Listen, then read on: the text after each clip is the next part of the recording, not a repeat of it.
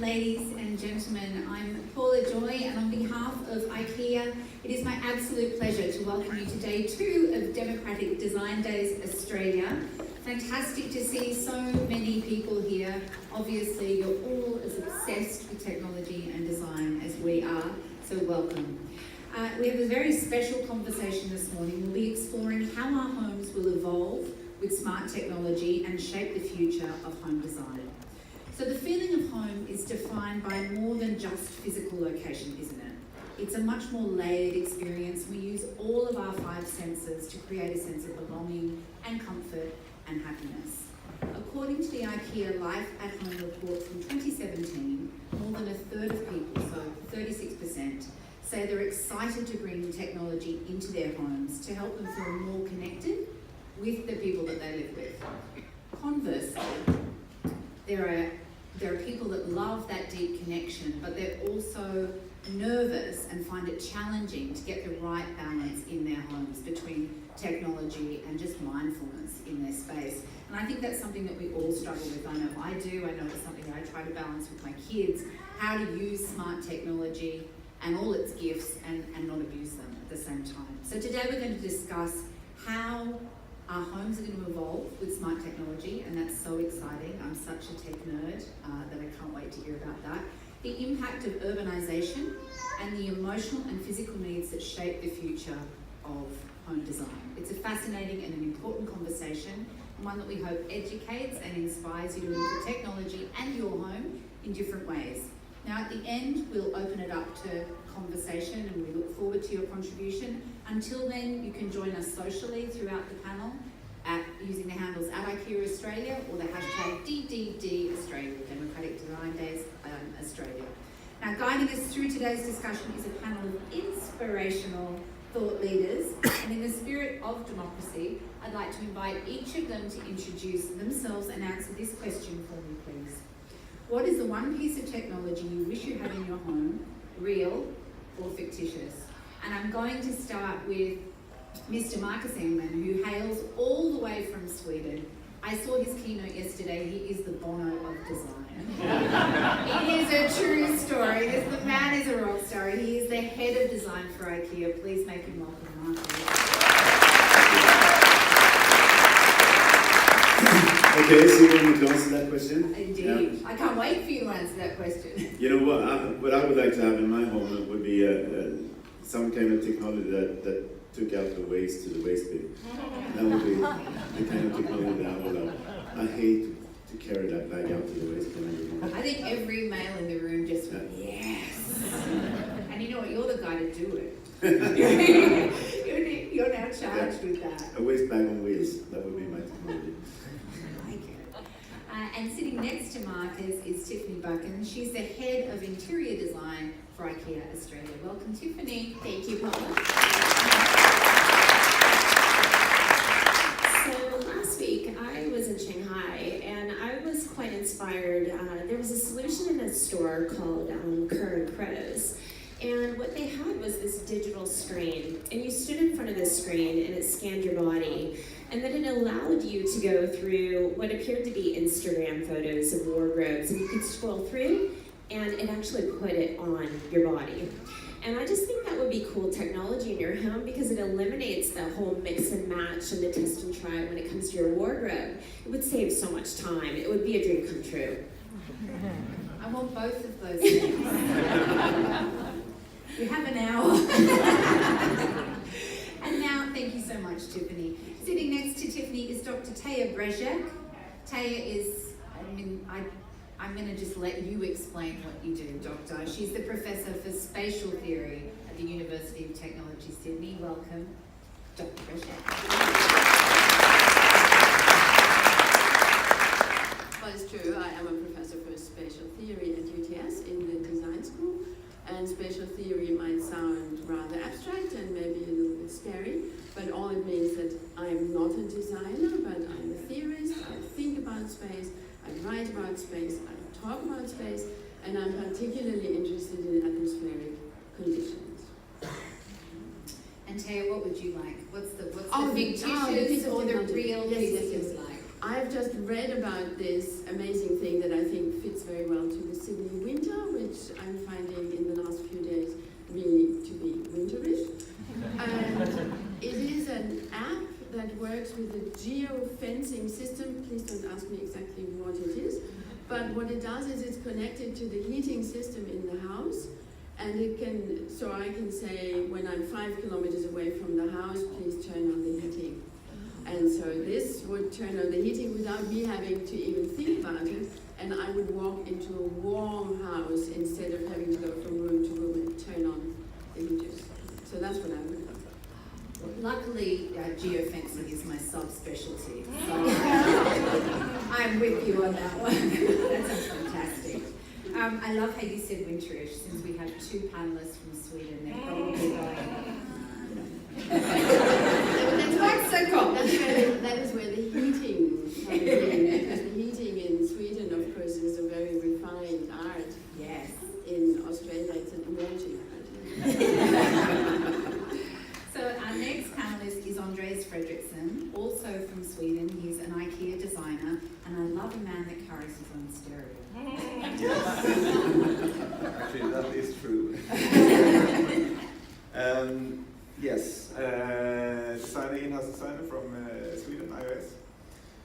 So one thing that I would love to have is something that takes care of my dirty clothes, ironing, these kind of everyday life things that you, if I could choose, it would be something that I could program to for what's foreign from me, you know. Is it food shopping? Is it washing clothes? Ironing? And do you see that being a robot? That could be a friend also, yeah. A friend?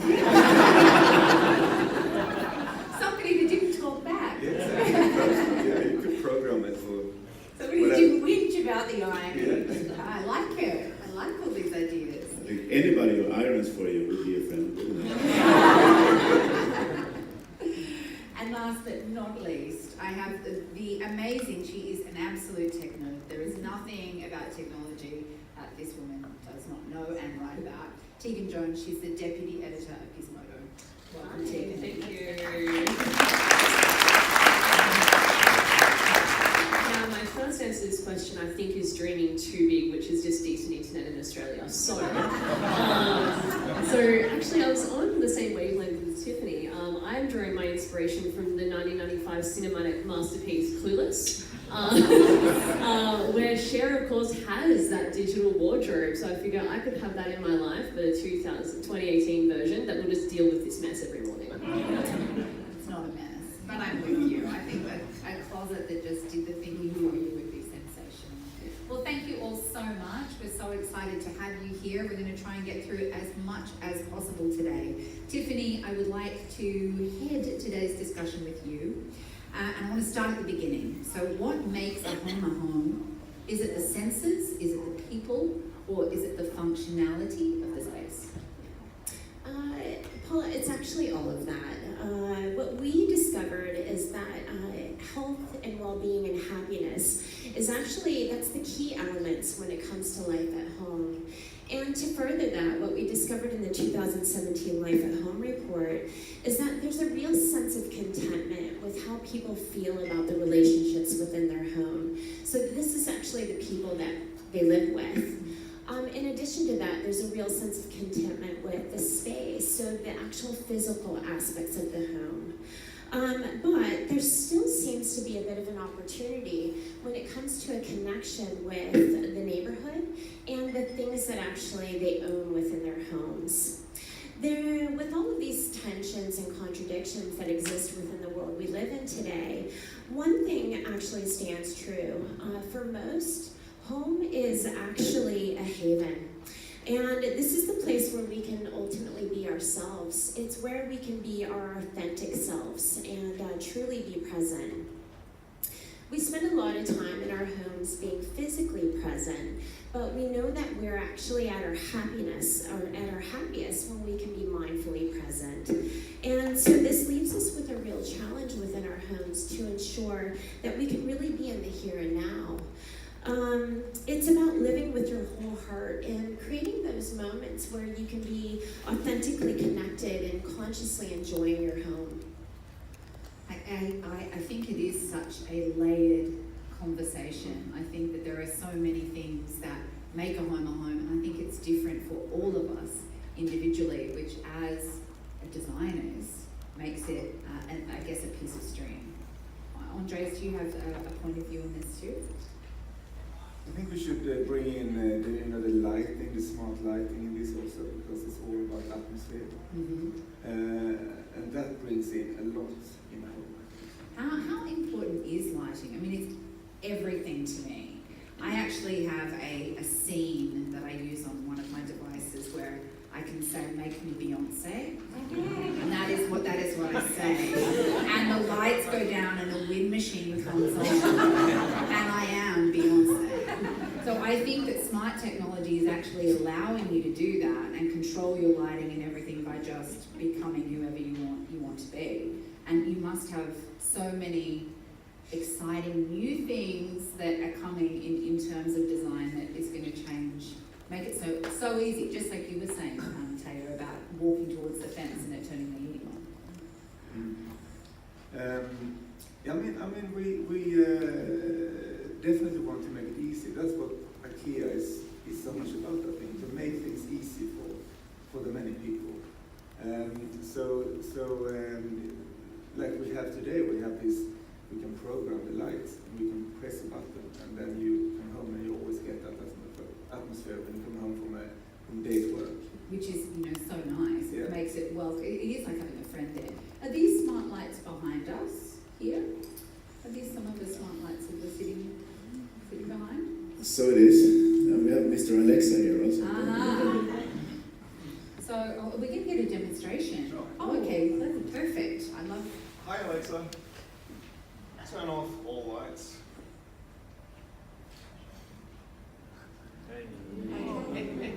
Hi Alexa, turn on top rooms. Hi Alexa, turn on all lights.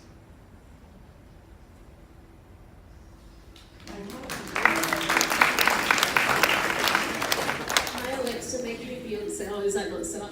Yeah. But that's exactly what I do. And actually, I think this is a really good point to just talk about how that technology works. How Alexa speaks to the IKEA smart lights.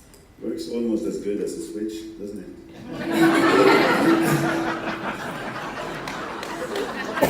I think that you should be a little bit mindful also with all of this technology, what is actually needed and what is not. It's of course good to have voice control, but it should you should work with voice control, but it actually adds something to what you don't have today. That's a starting point. And I don't know if you saw that as well, but there's something funny happening with people when they talk to machines.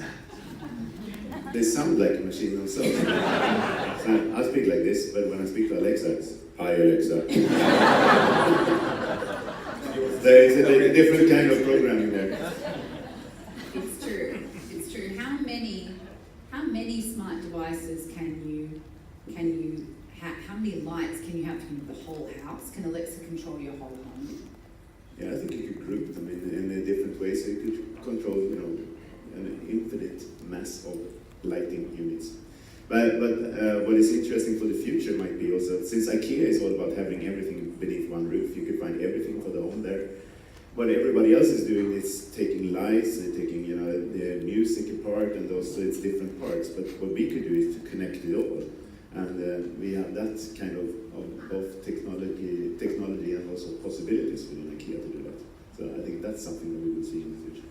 And Tegan, have you seen an absolute uptake of this kind of voice control technology? It's lights, it's music.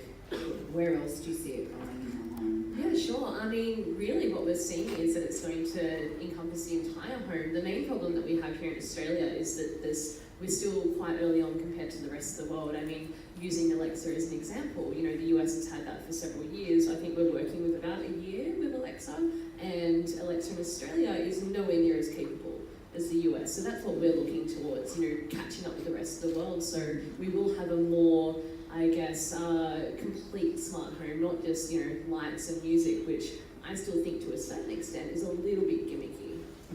I think that it won't be eventually once it's more all-encompassing, and I'm looking forward to that. wait till you go home and do Beyonce, and then you'll be like, Oh, sure. I mean, that's an essential, obviously. And to your point, in overseas, in Europe and in America, you can say, Alexa, bring me nappies, and then they're on the door, step in and out.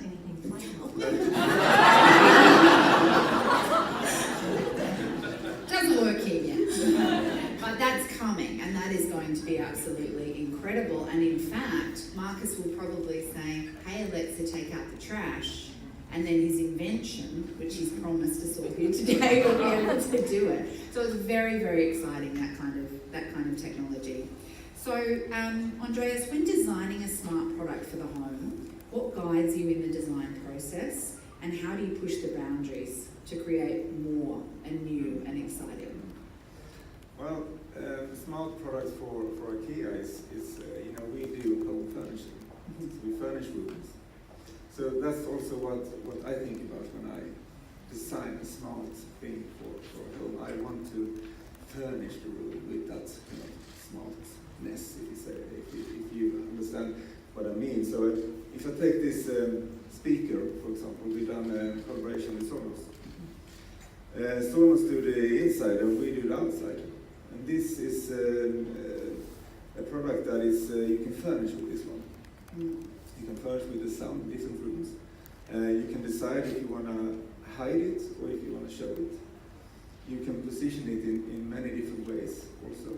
So it becomes a furniture, it becomes a shelf if you put it on the wall.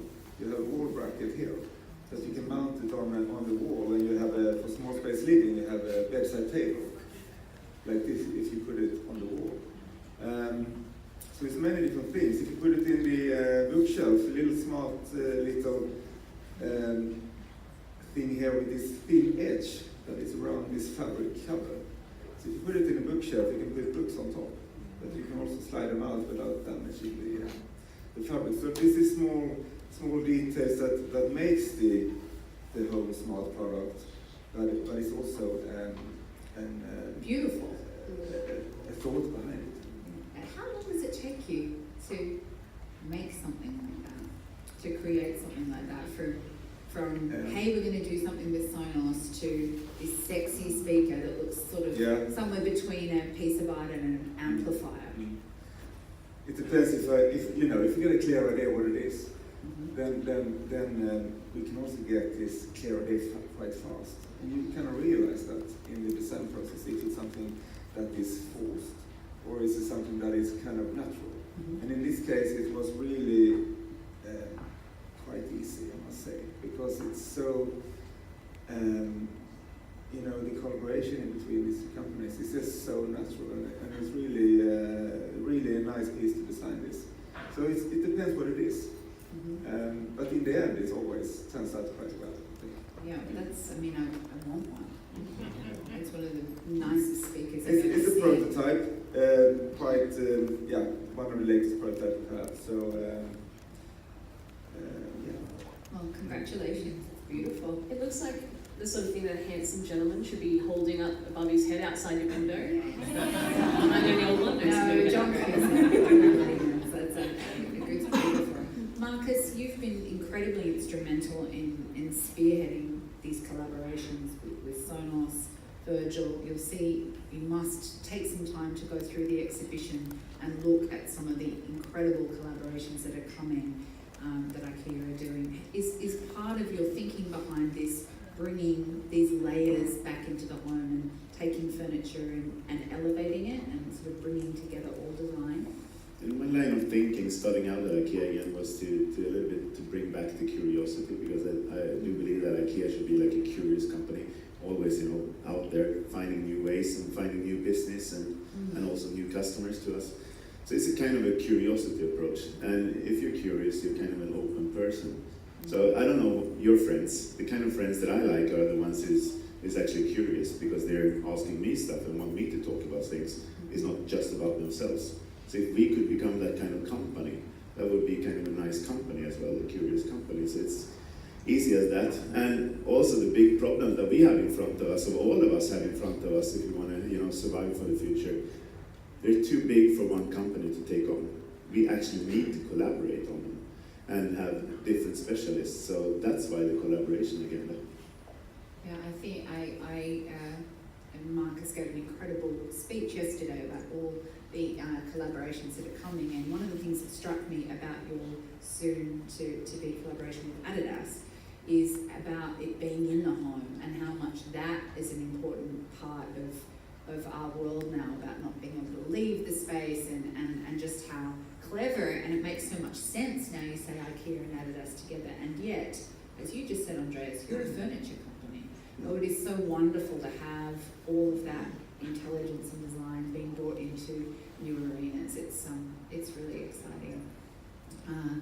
Now, Tegan, I wanted to talk a little bit about smart technology and the barriers that we have in getting it into our homes and in pioneering it. Yeah, absolutely. I mean, I think I had a bit of a cheeky dig at it earlier when I said internet is one of the biggest barriers that we do have in Australia. I like the point that was brought up before about how you could have almost an infinite amount of things that are connected to your Alexa, but that's also eventually going to eat up your internet. So, I mean, in Australia, we're still 55th in the world, I think, when it comes to the speed of internet, which isn't great. You know, they say that the moment the average broadband for people that are connected to NBN is around 25 megabits per second, which, you know, they say is quite good for an average home, but, you know, that's even if you can get NBN. I don't have it in my house yet. 2016, it's coming. There's still a hole outside my house. You know, and myself and my fiance are tech journers, and we can only get something like 14 megabits per second when we're in a society where we're trying to push smart technology out, where I can't play an online game while my partner is also trying to stream Netflix. That's a problem. So I think that infrastructure is a big issue. The other big one as well is that so much smart tech that is coming into Australia is geared towards, you know, larger homes, which is great. One of my favourites that I see in market at the moment is Samsung's Family Hub. So that's their smart fridge. It is incredible. I love it. Being able to sit at work and take a snapshot of what's inside your fridge so you can see what you might want to make for dinner is great, but it is bigger than the average fridge cavity that you'll see in a lot of apartments especially, and it still needs to be connected to plumbing. So people who are renting or who might have older homes, that's not very, you know, efficient for them. So I think that we need more thought put into what people who are renting might want from smart technology and people who don't necessarily own their homes. I think that you're onto something there, which is kind of interesting when you say about this thing. We were about that also when we introduced actually the LED lights from the very beginning. We designed a completely new typology of LED lights, which was not the old light bulb, when we wanted to make the switch. And that would be like the perfect, actually, LED lighting unit. But at the end of the day, we came to our senses and saw, okay, so there's just a fraction of people who will buy that new light source, because they will need to buy new lighting units as well. So the retrofit, to go for retrofitting with new technology is so much smarter if you want to make a shift. So that's why we did the bulbs, the old bulbs, and put all of our energy into that. So you need to work in generations there, because sometimes you try to make a leap, but actually the market is a retrofit market. Absolutely. That's the biggest change. It makes it even more tough where, you know, things like voice control is exciting, but what's exciting for me is when we're at a point where technology is a lot smarter than that. So instead of me telling my air conditioner to turn on when I'm on my way home, it will learn, you know, the times that I'm usually coming home. It will map my apartment. It, you know, will turn things off when it doesn't need to be turned on to, you know, save electricity, because, you know, costing is also a huge part of this. That's way more exciting, but getting that kind of technology built into, again, apartments or spaces that you don't own is tough, and that's where the future is, and we need to be thinking about it now. That's kind of a relationship instead of a voice controller. Yeah, it's absolutely. Like, my wife knows what I'm going to do before I tell her. That's why you've been married 25 years. It's so nice. Tiffany, maybe you can just talk. I think you brought up a very good point about, I mean, Australia is changing. We used to be the big house, the picket fence, the 2.2 kids, and that was the Australian dream. Now we are moving like much closer to where the rest of the world already is. Smaller spaces, urbanisation. IKEA has done a lot in creating and looking at small spaces and making them more efficient, functional, how do you see that being at the top of how you take smart technology into spaces here in Australia now? I think for me, whether it's small space or large space, when it comes to integrating technology into your home, I think it's important that it has purpose and adds value. I think essentially when it comes to being more present within your home, it's connecting technology back to the real activities and needs that you have within your space.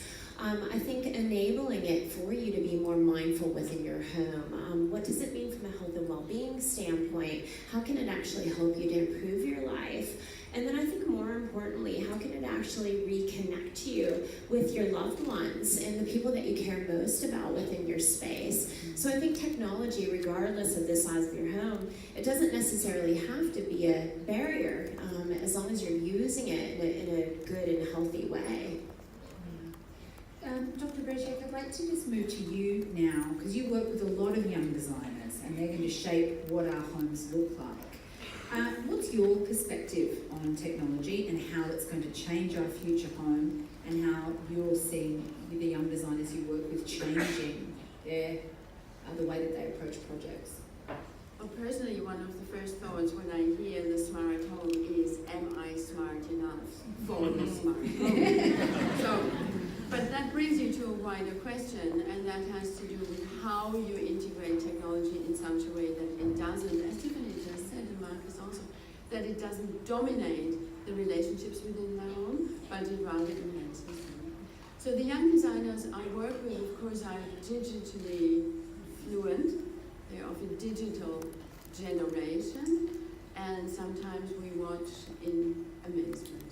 But they have a very critical attitude to technology. So when we talk about technology in the house, the first thing a group of young designers I've just worked with was articulating was that the mobile devices used in the house by every member of the household in actual fact fragment the family. So what they're finding is that there's a loss of family time, a fragmentation. Even if the whole family is together in one room, everybody is on individual devices, conversation stops. If there's a conversation, it's more about, oh, let me show you this, oh, let's look up this, let's look up that. So what I see very strongly in this young generation is a passion to use new technology to bring the family together again, to enable conversations. And a metaphor that some of the students found was the campfire. So they were talking about how you sit around the campfire, you tend to the campfire, conversations start, and the campfire is the site where the stories happen. It's of course also something that's very related to Australia and to indigenous culture, that we talk about stories developing when you're sitting together over a common activity or around some kind of a magical object that some of the students have attempted to construct and to invent that brings the family together again.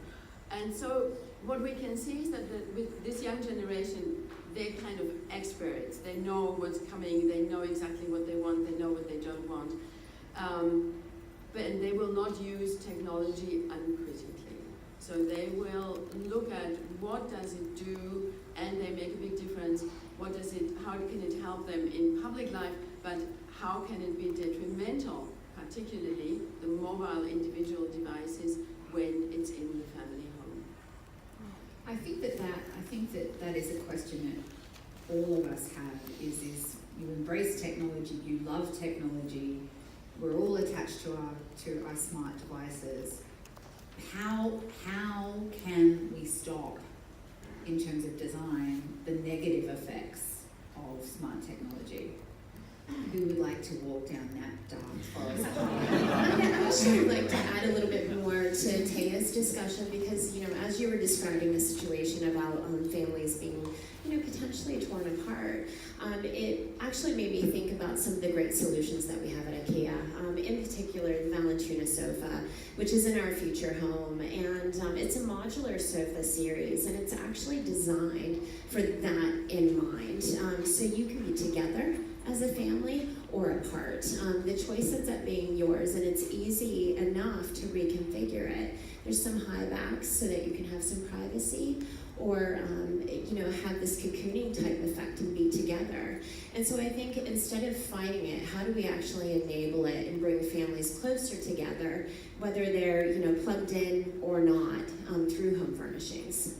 I think that's a great example where we talk about a diversification, both of the furniture, but also of the activities that take place in the home, but at the same time keep that feeling of, I can say family, I can say small community as well, because we have so many different forms of households and people living together. So how can we integrate then furniture with technology, but also looking at ways of technology that are fully integrated and technology with a light touch, as I said before. I think that's probably the most important one for me. Also thinking about atmosphere in the house. How can technology not, I would say again, dominate an atmosphere, but rather help to create an atmosphere? And we were talking before about the 5 senses and how the senses work together. And of course, if we talk about atmosphere, we're also talking always about an interplay between the material or the physical elements and the immaterial elements. And sound, of course, is an immaterial element that you are designing to be housed, but in such a way that it's so, it is so mobile and you can use it in so many different ways. I think it's a really great solution. Is that at the top of your mind when you start designing a product with smart technology? Are you thinking how, obviously you want it to be positive, but how do you actually take in that question of negativity? How that I want to have with me all the time. And some people would say, you can't have a smart device with you all the time. How do you where does that fall on the list of things when you're designing?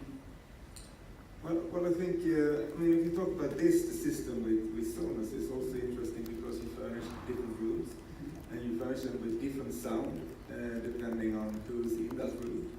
And you can also listen to each other's playlists if you do playlists. That's something that brings you together because you have a kind of a topic then to, I added a song to your playlist, why don't you listen to that? And maybe it's not that immediate talk that you talk about something when you listen to it. Dad, I listened to that song you put in my playlist. Maybe that is it becomes more not in front of the TV, kind of social. It's more Emotional. Yeah. So you listen to it and then you talk about it when you over dinner or something like this. I think they can be playful too. Yeah. And you listen to this song, you listen to my song. Yes. Let's make a new playlist together. Yes, I think it's very much like that. that. I find that the whole playlist idea very playful. That's a classic party problem also, isn't it? Who's the DJ? I think what's interesting about that too is that, and we find this at Gizmodo, we call it the evolution of the Gizmodo audience, where so many of our readers and us as writers as well are getting outside more because we're so overwhelmed by technology and we love it. We do feel like we do need to get away from it, but it's kind of safe in a way because you can take so much of your technology with you now, so including with speakers, so you can make those playlists or share those memories where you're actually out of the home or out of where there's this abundance of technology and just taking a little slice of it with you to share that moment, that music, and be in a place where you're not in front of a bunch of other devices and you can discuss it, whether you're out in nature or where have you. Yes. I think it's taking the mixtape. It takes anybody in this room being I missed the mixtape. being old enough to remember making the tape and recording it for the person that you really liked and then putting it in an envelope and handing it over. And certainly the music industry, particularly in hip hop, are releasing now mixtapes on streaming with the idea of it not being the full length or the concept of an album, but a mixtape again. And I think playlists for millennials are the new mixtape, which has got a lovely emotional it's curated, isn't it? It's self-publishing, it's self-curation, it's giving a piece of you to someone. it's also the joy of preparing. You know, I remember those, you know, when you prepared for a party, when you could sit like for hours and do that mixtape, and then you're thinking of what's going to happen. So first they're going to do this when they hear this song, then two is going to make up in that corner when they hear this song. They had this idea of the party coming up, Yes. and that was, they were always disappointed anyway. But I think the joy of preparing is something that actually the playlist thinking is as well. What's interesting about that too is that I think a lot of the big names in technology are showing that respect to music, because again you can see how big smart speakers are. So a good example is recently Samsung have announced that they're going to be having a collaboration with Spotify, so you can have a seamless listening experience. So let's say I'm walking down the street, listening to my playlist, I get in the car, it will continue playing without skipping a beat, but through my car speaker. I walk into my house, it'll then swap over to, you know, my Amazon Alexa, or they would say Bixby, because it's Samsung. So, you know, to have that seamless experience, to be able to take it with you as well. So you don't miss a beat, and like you said, there's that emotional connection as well. See, Bixby's now trying to talk to me about it. There are so many AI devices talking to me at the moment. Why just on that, what is, you see the future all the time. Sure. What is the craziest thing that's sort of come across your desk in terms of smart technology? Crazy is in good or bad? Or Either. Let's go bad. Yeah, so I wrote one piece. I saw that there was a Kickstarter project for a smart water bottle, which I thought was very unnecessary. You know, I probably don't need an app to tell me when it's cool enough to drink. I think I can probably work that out on my own.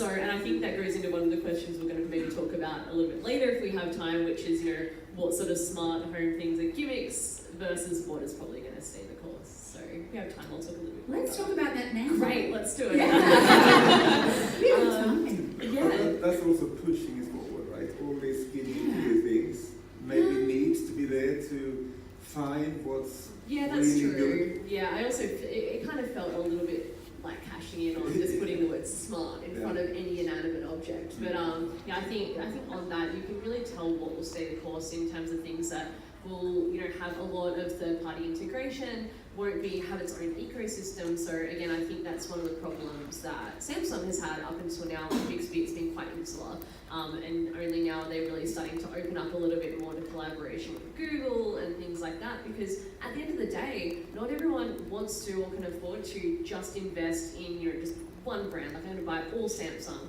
or all this. They want choice, but still want it to all be connected in the future. So I think things that are going to be more open to that and aren't quite so insular are going to stick around. Does anybody else want to add to this about what smart devices are going to stay and what are going to go?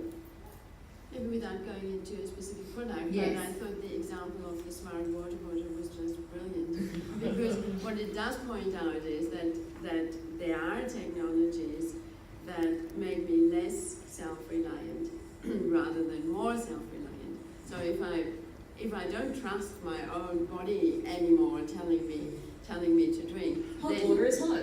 then I have a problem. And so I think there's a case to be made for technology to make me more self-reliant rather than less self-reliant, and at the same time to help me with my daily tasks. And I think we all have the same sort of domestic things that we would rather give to a smart device, but mainly to work in terms of energy efficiency, communication building, so that I'm not in a position where when I'm out of the house, I'm checking back in every hour, looking at all the rooms, is everything okay, have I turned off the iron, and all those kinds of things. Yes. That can be counterproductive. I agree. I think so. It's about also a smart technology that challenges me and that gives me new experiences rather than just making an everyday experience just a little bit more. I personally can't wait for that vacuum cleaner that looks like a UFO to go. What is it called? There's a few different ones. You know, the one that does the vacuuming for you. I think things like that kind of take away, I don't know, I think that things like that will perhaps not be here in the decade? Maybe. I mean, I was in Korea recently, and what they're bringing in there is more, actual robots that will do that for you. So rather than just like a little thing, something that'll, again, do more than just one function. And I think that comes into it as well. In the future, are we just going to have something that will just be a robot vacuum? Probably not. Might even do your laundry for you. But I think that's key too, to what you're saying here. I don't think that's enough for smart technology just to make us lazy, because I don't think anyone wants that. Efficiency, yes. Making your life easier, yes. What's really important to me, again, is making our households cheaper, which is why I think sensors and AI are going to be so important. Turning things off for us when we're not there. But if it's just pure laziness, again, the hot water bottle example, no, I don't think that. I'm hoping that humans won't get that lazy. I think also actually that most companies are still working on a device level, and for me the design challenge is the ecosystem. I think the one who's going to have the best ecosystem is going to be the winner, actually. That makes sense. I was going to move to the next part of the conversation, which is perhaps the most important, which is sustainability. And Marcus, considering product production and function of the finished product, and the fact that, I believe you said yesterday, IKEA sell almost 4 billion units a year. Yes, that's true. Which is incredible. Hardly any of them are smart. Right. So how are you going to? How is technology going to help homes become more sustainable? How can it? I think if one of the things that we put a lot of efforts in actually, and Andreas on an everyday level as well, is how we could design to nudge people's behaviors. And when you have the possibility to incorporate software into other things, that gives you so many more possibilities to nudge people's behaviors than you have to actually a dead thing. So for us, that's opening up possibilities to make things more sustainable. And then on top of that, of course, it's taken for granted that you should produce the stuff in a sustainable way and use the right kind of materials and being people and planet positive when you do the production. But that is more like, that's the level that we have to have on everything. But it's the thing with nudging behaviors, which is really interesting actually, and how we as companies could help out to make the world better by how people are using our products. I love that term, nudging behavior. It's very nice. It's subtle, and I think that's what, as a company, you do so well. It is subtle. It's not in your face. Could you just talk a little about sustainability that you touched on yesterday and what IKEA is doing to make a more sustainable, to all the products more sustainable and recyclable? And we have quite an aggressive agenda actually, and we've set up to be fully circular in everything that we do in 2030, which is just around the corner if you look upon it. So only using recycled or recyclable materials from them. And that's a big thing for us, because then you have to design for circularity from the beginning, and it sets a different bar how you do stuff there. The lucky thing with this for us also, because we are also, we're a vision-driven company, but we're good at making business. So this has a business end to it as well, because we want to be low cost and low price at IKEA. And for us, circularity makes business sense, because where the world is going, there's going to be a scarcity of resources. That means if you want to keep on doing low-priced items, you have to go for circularity, because the virgin materials is going to be more expensive. That means there's going to be a big challenge for us to do cheap things for the future. So this makes business sense, and I think if you as a company think in those ways, it's also easier to make your company do the big change for going to circularity. It is a business decision as well as a sustainability decision. Yeah, makes sense, and it's I think the thought of buying something and then being able to take it back and then it becoming recyclable and being reappropriated, it's the way every business needs to start thinking, and indeed all of us, even just at home, in how we recycle, and look after the planet. Dr. Brejzek, I'd like to just get you to talk about what's next. So smart homes are a trend, and that's, they're a key trend at the moment, but there's something called smart communities. Could you just elaborate on that? Yeah, I do think you're absolutely right. Smart communities is the next trend, and I think that would probably be under a headline, local but global. So maybe communities that are completely off the grid, but through technology, completely networked. So off the grid, but not isolated. And this goes back to young designers' desire for community. That is a very strong desire. And that can be a community of practice, for instance, where designers form a community or residents form a community. So many different possibilities, but that you can be completely self-sufficient, but at the same time, you are connected internationally. That brings us, of course, to our Australian situation. And that means, of course, being able to quickly connect and to be networked in a state-of-the-art sense. So absolutely, I do think this, to overcome the individualization of our time is a big desire. And it's most clearly articulated in the young generation. That is the generation that is most digitally literate. So that shows us something very clearly, I think. Yeah, I absolutely agree, actually. There's a lot of talk about how, this is the most connected and the most, digitally intelligent generation that's coming up now. So you would expect that they would only want to be involved in technology, but I think a lot of what I've read and what you're talking about is it does come with that consciousness of, being really, I guess, focused on, security and privacy, and also wanting to get off grid. And I think we will actually weirdly see more of that. It doesn't mean that people won't be connected and won't want their technology, but there'll be ways to do that without, always, feel like they're being spied upon or seen or connected to, people they don't want to be connected to. And certainly that is the dark side of it. So I do think people want to both live analog lives, but also have the comfort and have the challenge and also the excitement. We also have to say, new technologies for many parts are just extremely exciting. How is it possible that this works? How can I suddenly do something I wasn't able to do before, like that? And connect with people I wasn't able to connect before, etc., etc. Form new communities because of digital communication and because of virtual interaction. But the analog part of life still has to be there, and we see that very strongly. I think what's interesting with that is that you're also seeing this huge surge of people who are so much more socially conscious as well. So a lot of people, again, who are really interested in privacy, but also I think it actually connects to things like veganism and people wanting to do solar power, and just being just conscious in that way. And I think that does connect up to this, is relevant to this conversation. Well, I think there's a new hipster movement Not of necessarily. being off the grid but still smart focused. Yeah. So producing your own electricity and power, producing your own connectivity.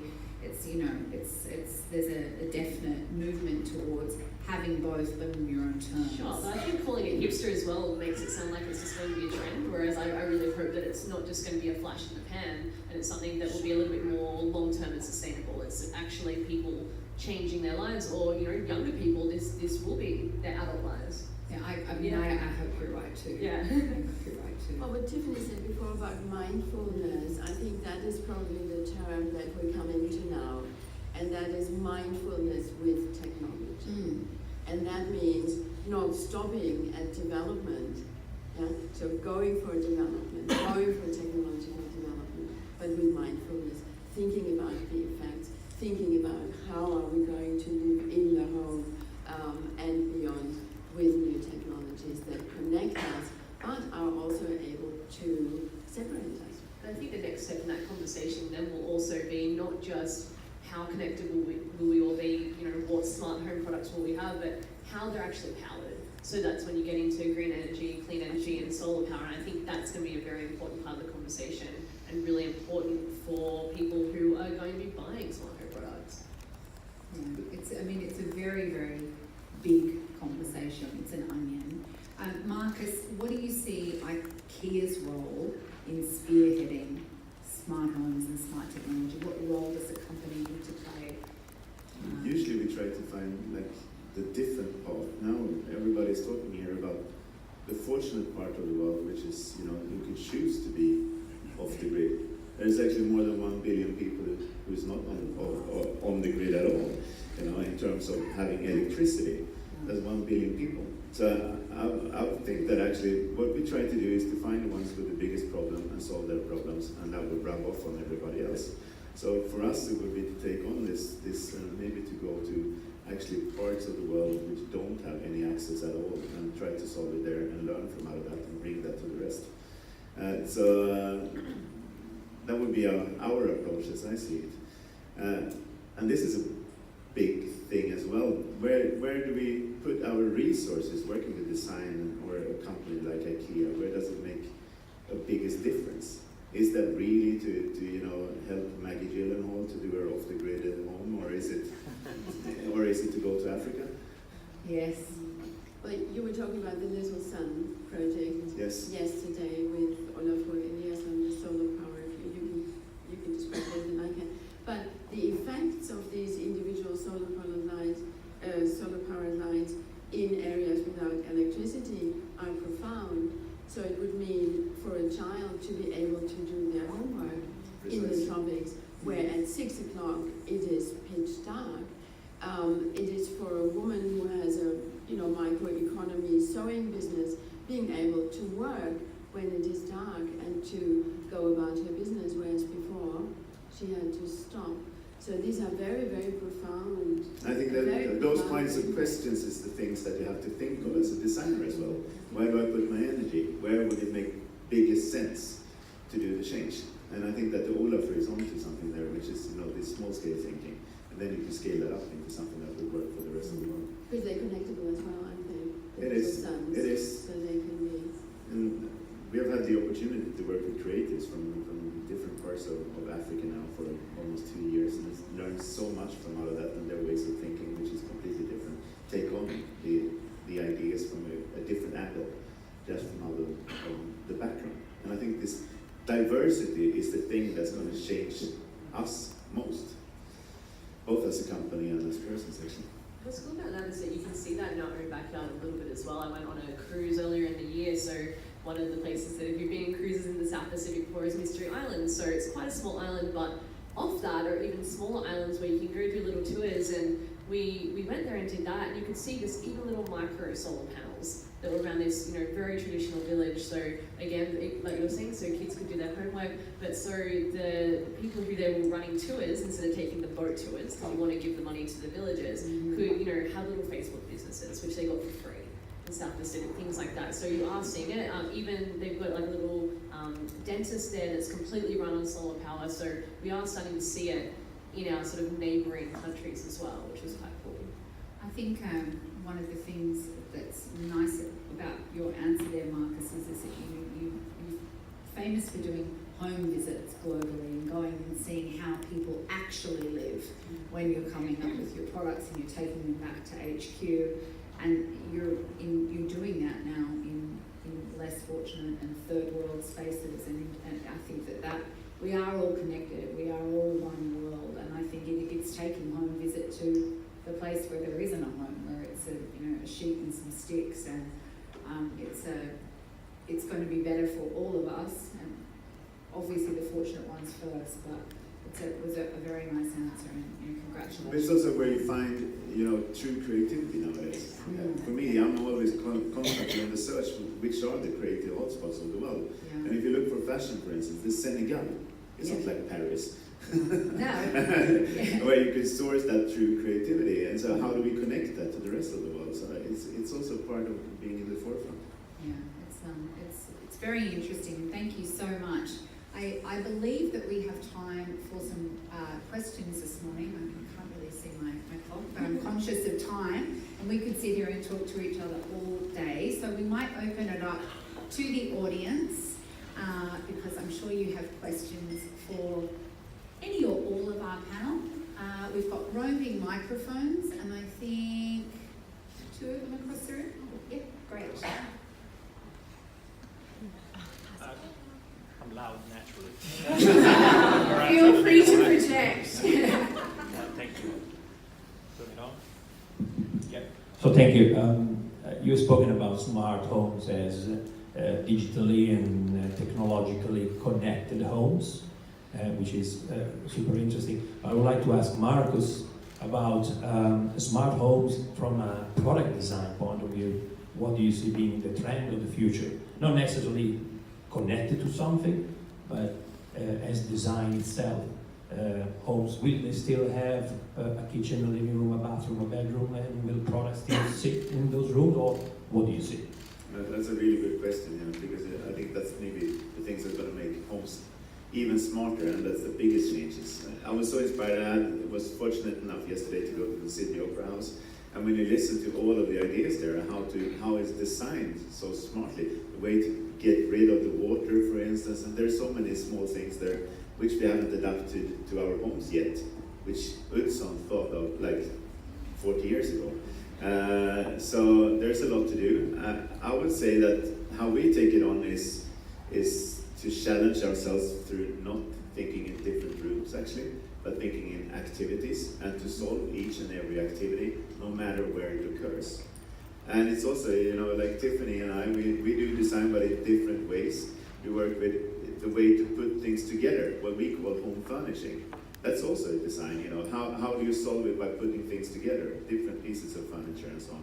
And the other part is the product design, to incorporate those two things to do better products and better homes by thinking of both from the beginning. And that's one of the opportunities we have as a company, as IKEA, to be good at both actually, not just focusing on product design. So activities is one, and then I think actually to get rid of if you ask people, most of and if you go to home visits, it's still the same old problems. It's about storage, it's about organizing your home, and to get, to see that if you have an organized home, you get more time for other stuff to do in your life.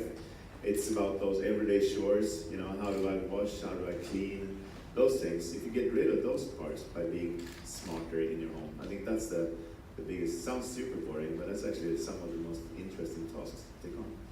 Every year, I would say, or every second year, we start a project within IKEA Sweden, which is all about the washing clothing, and we never succeed.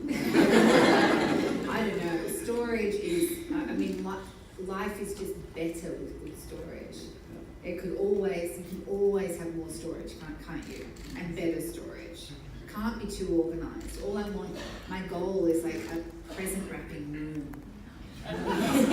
But one of the biggest problems actually now it comes to mind is this thing when you have so you can store your clean clothing, and there's a place like a bin for your dirty clothing. But what about those things that you've just worn one day? The semi-dirty clothing. You don't want to put them into your wardrobe again, because maybe it's a little bit smelly, but it's not smelly enough to put in the washing machine. And they are lying around in your home, and nobody has solved that problem. I urge all of you young designers to think You've just created a whole new genre, semi-dirty clothing. It's fantastic. It's fantastic. We've got another question. Yep. Oh. Yes, sorry. Hi. Oh. Yeah, so I actually went to Sweden for exchange for 6 months, and I noticed that sustainability is really ingrained in their culture and also their lifestyles and their behaviours and everything that they do, but I feel like it's not really the same here.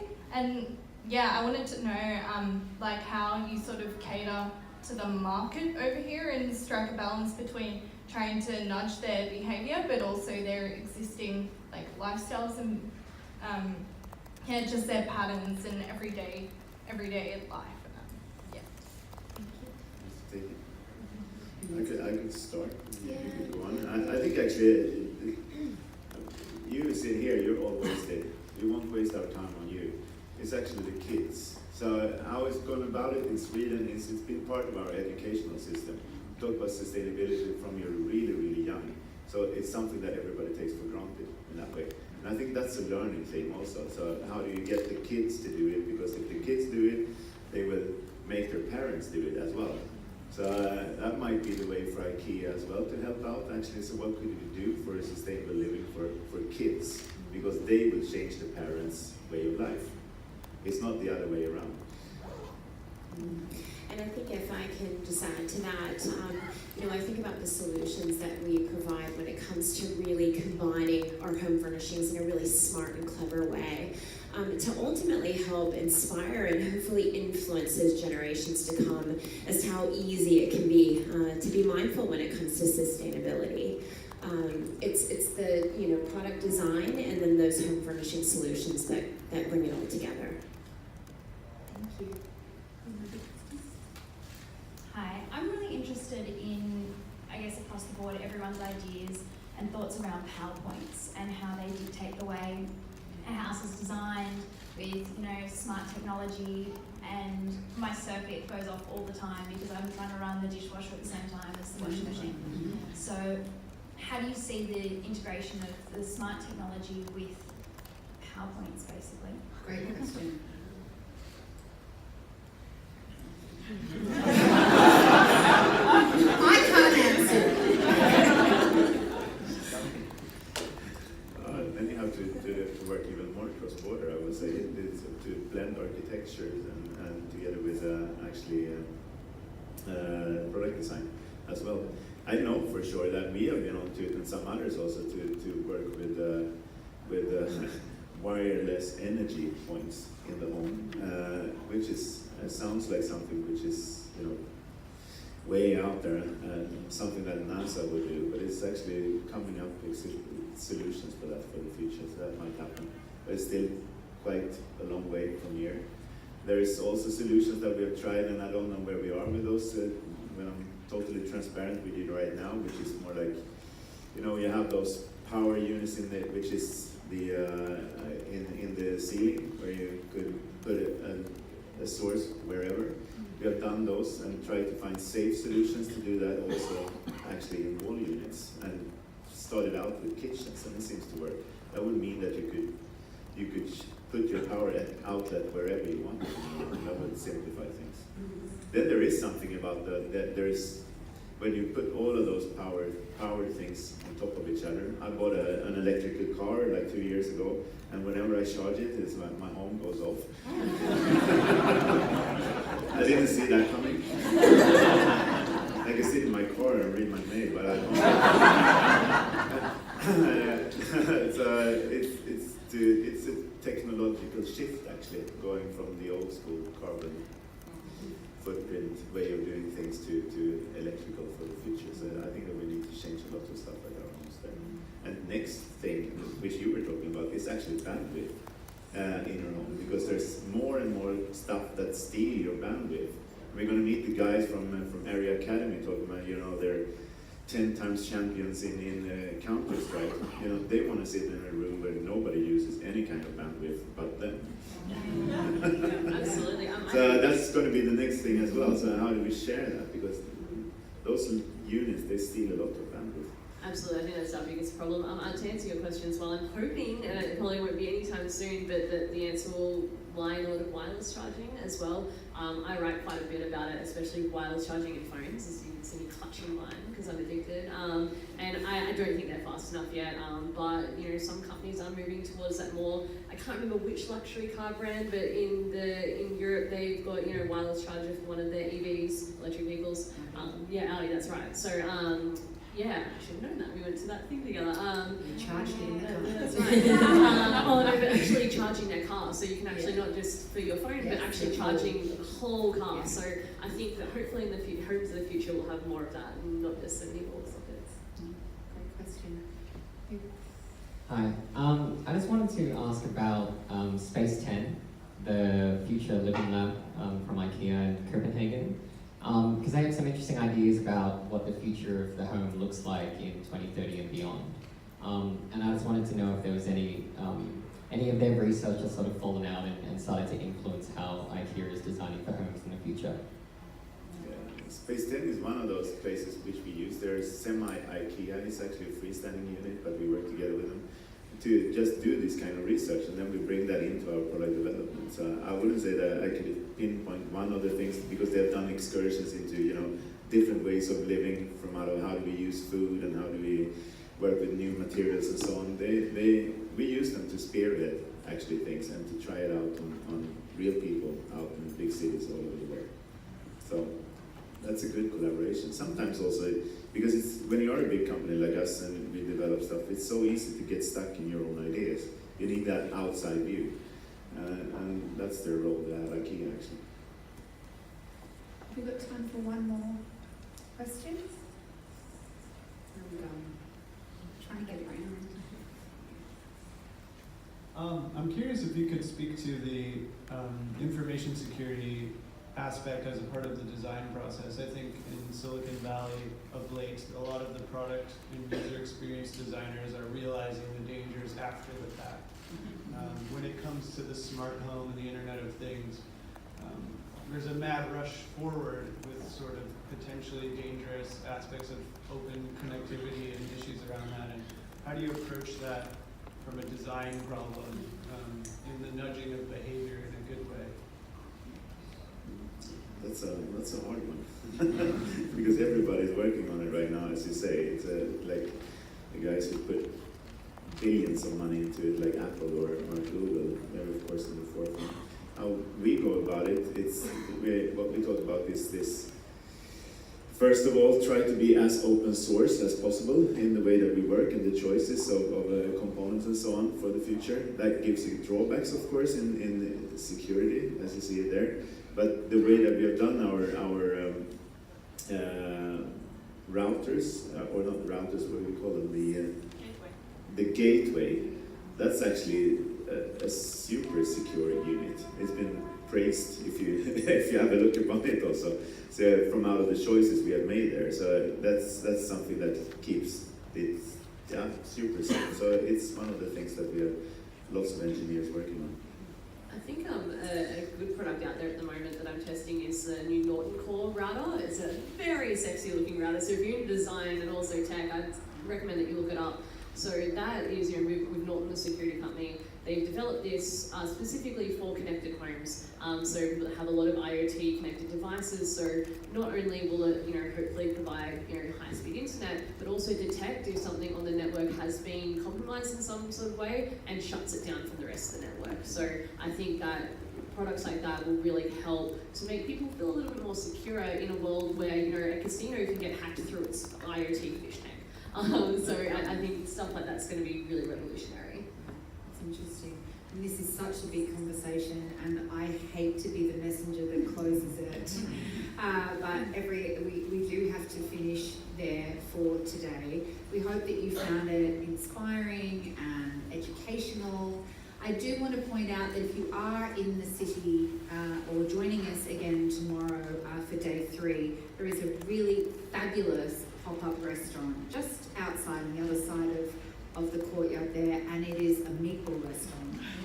And you haven't lived, you've had these meatballs, and you get a free cocktail. It's 3 courses, it's $20, and everything goes to food bank. So if you have not had a meatball, this is your moment to do that. You've been a fantastic audience, and I'd like you to be fantastic for one more moment, and please thank all our panelists today.